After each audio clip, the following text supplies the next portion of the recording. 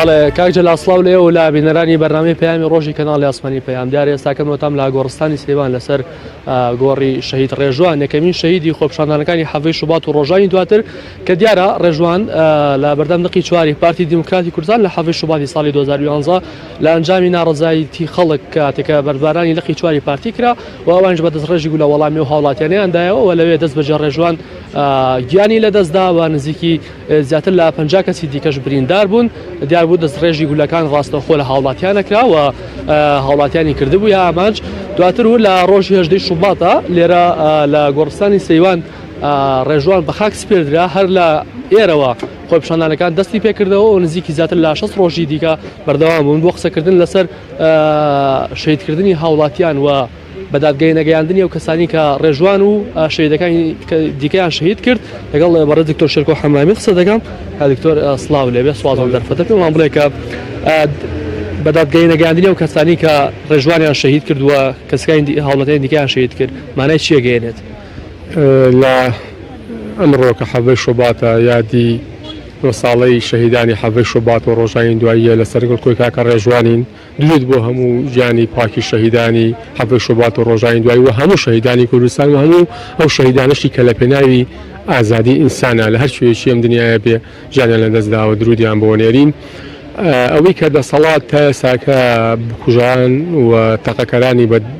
دادگایی نەکردووە و بە سزای خوای نەگەیاندووە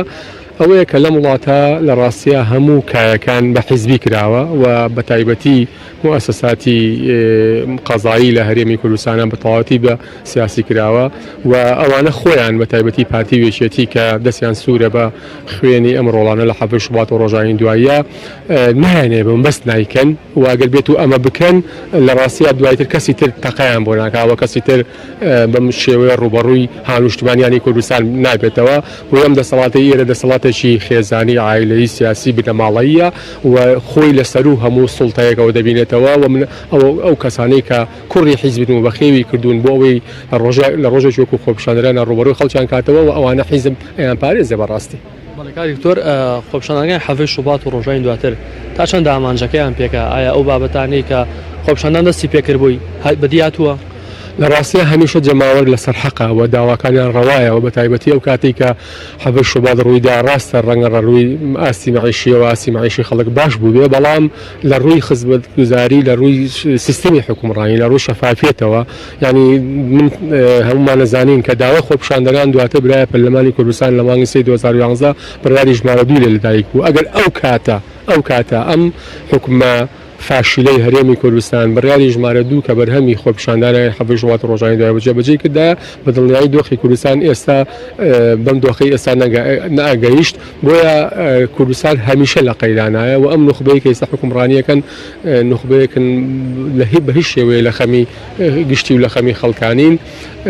خۆپیشاندانەکان بەڵێ دووسێ پەیامی زۆر مهمی تیا بوو یەکێک لەوانە کە خەڵک لەسەر مافی خۆی بێدەنگ نابێ و خۆپیشاندانەکان وانی کە لە سەراکانە مسلمانیان کە ئاستی وشاری سیاسی ئەوان لە زۆر بەرزتر لە ئاستی وشاری سیاسیوانی کە حکومڕانی کوردستانەکەن چکە توانیان کۆی داواکاریەکانیان بێتە پەرلەمانی کوردستان وەرناو بڕیاری ژمارە 2 جێ بکرێتەوە کە ئەوە سەلماندی مەتاڵیبی شەقام مەتاڵیبێکە زۆر لە سەر و بیرکردنەوەی حکومڕانە فاشلەکانی هەرێمی کوردستانەوەیە بۆیە ڕاستە دەسەڵات دوجار وەکو پیشەی هەمیشەی دیکتاتۆرەکان بەهێز سەرکوتی خۆپیشاندانەکانی کرد بەڵام پەیامی بەردەوامی خۆپیشاندانەکان پەیامێکە کە هەمیشە دەسەڵات بە بڕوای من گەورەترین ترسی لێی هەیە سپاس بۆ بەڕێز دکتۆر شێرکۆ حەمرامی پەرلەمانتاری پێشووی پەرلەمانی کوردستان دیارە کاک جەلال نەمەوێ ئاماژە بۆ بکەم کەمێک بەر لە ئێستا باوکی شەهید ڕێژوان پەیامێکی خوێندەوە کە ئێوەش گوێبیستی بوون و باسی لەوە کرد کە نابێت ئەوانی کە لەبەرەی گەللا بوون لەم دەسەڵاتە نزیک بنەوە و ئەو ئاماژی بەوە کرد کەوان بۆ خەموو ئێشوژان و ناڕەحەتی و خەموو خەفەتەوە 9 ساڵە ژیانەکەن کە ڕۆڵەکەیان تێدا شەهید بووە و ئێستا کەش ئەمڕۆ بڵێن بە ئامادەبوونی دەیان چالاکوان و پەرلەمانتار و ئەو کەسانی کە لە خۆپیشاندانەکانی حەڤەی شوباتە بەشدار بوون لێرە ئامادە بوون و ئەمەی ئەیبین ئێستاکە مەڕاستیمی یادکردنەوەی حەڤەی شوبات و ڕۆژانی دواییە لێرە لەسەر گۆڕی شەهید ڕێژوان دەستی پێکردو دیارە منەوێ ئاماژە بۆ بکەم بۆی کە دەسەڵات لە سەرەتای خۆپیشاندانەکانەوە دەویست بەهێز کۆتایی بە خۆپیشاندانەکان بهێنێت هەر بەو بۆهەیەوە ڕۆژانە چەندین کەس شەهید دەبوون و لێرەوە ڕۆژانە تا 2 مانگی دیکەش بەردەوام یادی ئەو شەهیدانە دەکرێتەوە کە بەدەستی هێزە ئەمنیەکان شەهید بوون. ئەمە زانیاریەکانی لە ئێمە بوون و ئێمە بەردەوامی لە گواستنەوەی وێنەکان بۆ ئێوە.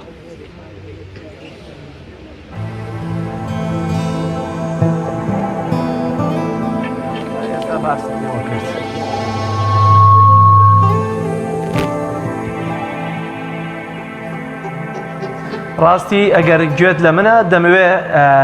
قسە لەگەڵ باوکی شەهید ڕێژوان بکەیت و چووکاوە کامەژت پێکرد پێشتر و تارێکی یا پەیامێکی هەبووە من ئێمە نەماتوانیەوە پەیامە بگوازینەوە دەمەوێت ڕاستەخۆ لەگەڵ خۆیان قسە بکەیت و باز لەو پەیامەی بکە پەیامەکەی چی بووە. بەڵێ منە هەوڵەدەم باوکی شەهید ڕێژوان وەربگرم بە ئێستاکە گەر هاوکارم بتوانێت وێنەکان گۆزۆ کاک عەلی ئێمە ڕاستەخۆ لە کەناڵی پەیامەوە لەگەڵتان ئەگەر پێمان بڵێ پەیامی بەڕێستان لە ڕۆژی شەهیدبوونی ڕۆڵەکەتانە چییە؟ شەهید ڕێژوان و بۆ لێ شەهیدی کاروانی حەڤەی شوبات لە پێناوی چاکسازی و عەدالەتی و چەسپاندنی یاسا شەهید بوون، زیان نەکرد و تاڵانیان نەکرد و ماڵی کەسیان نەخواردووە. ئەم شەهیدانە تاجی سەری ئێمە نەجمەی شانمانن، بلبیلەی چاومان و شانازیشیان پێوەکەین، شانازیشیان پێوەکەین هەموو کاتێک جێی شانازیە. بەڵێ ئەم شەهیدانە تا ئێستا کوڕی ئێمە بوون، سا کوڕی ئەو میلەتەن، کوڕی سەرای ئازادین، جێگای فەخر و شانازین بۆ ئێمە. ئێمە هەموو کاتێک شەهید ڕێژوان و شەهیدەکانتن بە ڕۆڵەی خۆمیان نەزانم، هەر لە شەهید ڕێژوان و هەتا ئەخیر کەسیان جێگای شانازی و فەخرین بۆ ئێمە. سوپاسیان دەکەم، خی گەورە پاداشی ئێمە شمولاکی باتەوە. 9 ساڵ لە شەهیدبوونی کوڕەکەتان داوای ئێوە چییە؟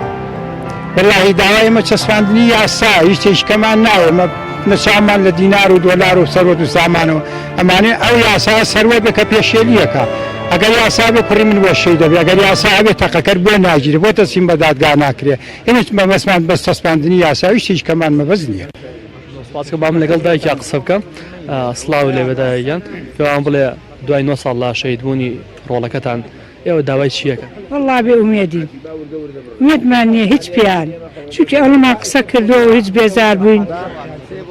بێزار بووین وەڵایکەم ئەخەم و خەفەتەکەی شتێ بۆ ئێمە لە ماوەتەوە ئەیانەمە دەست خوا خواقیان لێستێنە ڕۆژەکە بێ خواقیان لێ بچێن ئینشەڵڵا.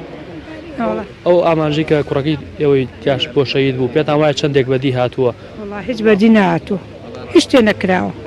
خراپتر بۆ باشتر نەبوو. هەروەڵا بڵێن ئازاریەوە چەندێکە کاتێک بینین بکوژی ڕۆڵەکەتان بەدادگان نەچۆتە بەردەم دەقەیەکەیتەوە هەر مردنی هەرەوە کاتەتە، هەر دەقەیەکەیتەوە هەرە ساعتەتە، قەت لە بیر ناچێت تا ڕۆژە دامێنەوە قەبرە قەت لە بیرم ناچێت چۆن لە بیر بچێت.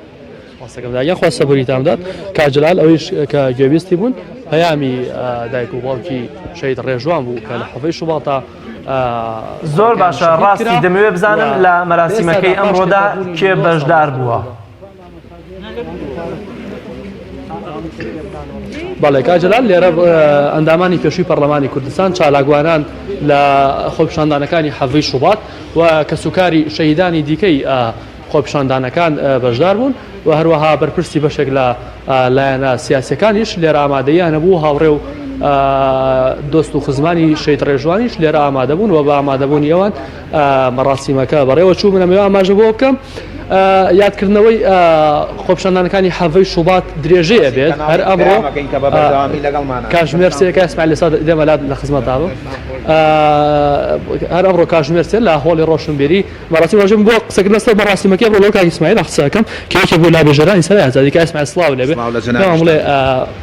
درێژەی چالاکیەکانی حەڤەی شوبات چییە بێت؟ بەڵێ وەڵامی من پێش هەموو شتێمە سپاسی کەناڵی پەیام بکەم کە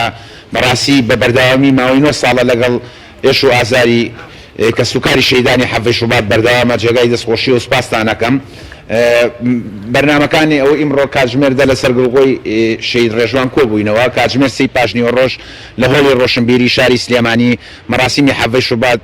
دەست پێ دەکا بە خوێندنەوەی وتاری کەسوکاری شەهیدەکان و دابەشکردنی سێ خەڵات و چەند چالاکیەک لە هۆڵی ڕۆشنبیری شاری سلێمانی. من تەنها ویستم ئەوەندە بڵم کە سوپاسی کەناڵی پەیام بکەم کە بە بەردەوامی پشت و پەنای کەسوکاری شەهیدانی حەڤەی شوبات بووە. زۆر زۆر سپاسان دەکەم و دەستان خۆش بێ و لەشتان ساغ و سەرکەوتوو بن. سپاس بۆ تۆش کاک ئیسماعیل بووکە ژەرانی سەرای ئازادی لە کاتی خۆپیشاندانەکاندا لەگەڵ بەڕێزی حانەوزەر بەیەکەوە بێژەریانە کرد بۆ خۆپیشاندانەکانی حەڤەی شوبات. زۆر سپاس بۆ پەیامنێر